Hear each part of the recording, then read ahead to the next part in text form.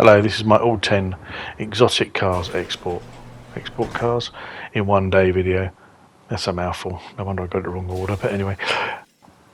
So once you own a tuner shop, you'll come up here and see this chalkboard with 10 cars written on it for export for each day for 20,000, 2 of which spawn in randomly. If you use those ones to try and do this list, they can stop the other 8 from spawning properly, because every time you start a lobby or someone starts a lobby, the order of random events gets selected and the cars order will be selected.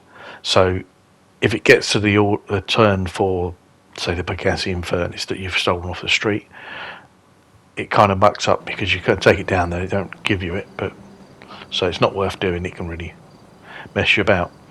So when you first start a lobby, come in, do your time trials, look for these packages, stash houses, that sort of thing. Don't really want to start anything that's like a mission, as it were. And you'll eventually, probably about 5 minutes, so it doesn't take long, you'll find a blue dot appear on a map near you somewhere. Or once you finish doing all of them, if it hasn't appeared, then start doing, you want to get a flying vehicle and fly around the map and get them. But anyway, so once you've got one appear, go and do your blue dot. No matter what it is, always go and do it. You'll probably find the exotic car the first one anyway. Like I say, no matter what it is, if you've got a blue dot or even a red dot, which is only a red dot will only ever be the kill the shoplifter and take the money back, or keep the money, but if you take it back, that helps you towards another reward. So because I'm not looking at the mini-map properly there, I get out, go to the wrong car, which just my luck is going to be on the normal export cars, which obviously you get the stars on just straight away for that one. Don't want to do that, so just get out of it, go and do the blue dot one. With those you can just phone less, like you see here, get rid of it, get rid of the stars, then you take this there. If you haven't got to customise this one at all, you just take it straight there. Annoyingly, because I was distracted by getting rid of the cops, I forgot to put away my sparrow, so I use the buzzard for the next part. But yeah, you want to put away your sparrow if you got it, because the sparrow flies faster than the buzzard. But become CEO, and if you've got a buzzard, you can call it to you straight away anyway. So it's not such a big hardship. Obviously, you can also use the 2 VTOL aircraft. They're good, but again, you have to put them away each time, pull them back out, so to spawn near you, and they won't ever spawn right near you. So it can be a bit slower for you. Although, if you do get the delivery, there is a spawn location for those VTOL aircraft quite close to the shipment point, I suppose you'd call it, but where the anchor shows up on the map anyway. So once you have dropped off your car, then you call out your whatever flying vehicle you've decided to use to you, and then if you follow this route I'm about to show you on the map, you'll cover all of the spawn locations. There are 100 spawn locations, but there's actually 2 sets of 100 spawn locations, so depending on which set they do it, but they're all pretty much the same thing.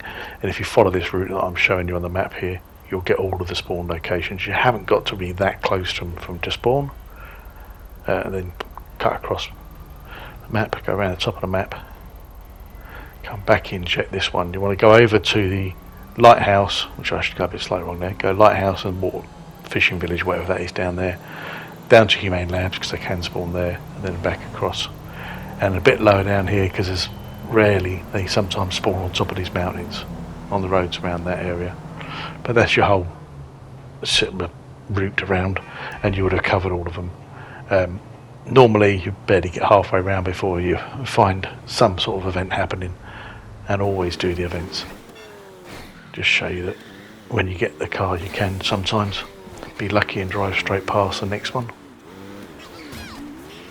And even if it isn't a car, most of the events will stay there. I had it with what you call it, the smuggler plane that crashes into the lake, or the reservoir rather than lake, but anyway. I'd finished delivering my car, flew back to the reservoir, and it was still in the water sitting there waiting for you. Because if you don't do those, ones like that will muck up the pattern. Some of the ones, like say the skeletons and the drunk guards, you can ignore, but you might as well just do them. They're quick and easy, and they get you a bit of money, and it moves the next one on that much faster. If you are interested in GTA stuff, I've got a stream I'm starting. I'm going to be a fresh start with another character. Not sure. I've never streamed before, so not sure how well it'll go. But if you are interested in watching, then the people who watch the first one will be able to sort of choose how my character looks and give me challenges, obviously. But I'll always be able to give me challenges no matter what one. If no one's watching the first one and people want me to change the look of my character, I'm sure I'll be able to do that. But anyway, let's get back on with this video. Wouldn't be a Rockstar update without some sort of bugs appearing. I've already made a video about like Rockstar fixed this for a bug that's with the warehouses, but this particular part of the update has got a couple of bugs I've come across. Neither one of them is game breaking. In fact, one of them makes it a bit easier for you.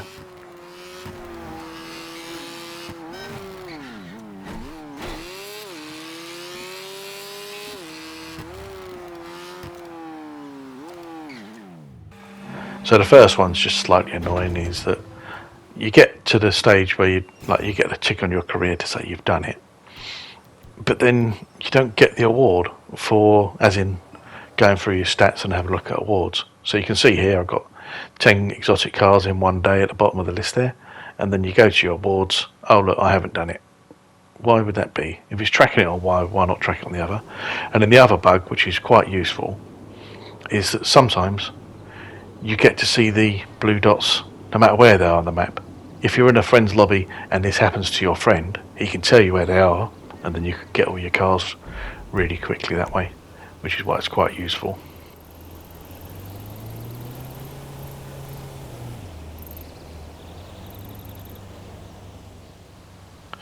I don't make videos that often. Only when I find something interesting or useful.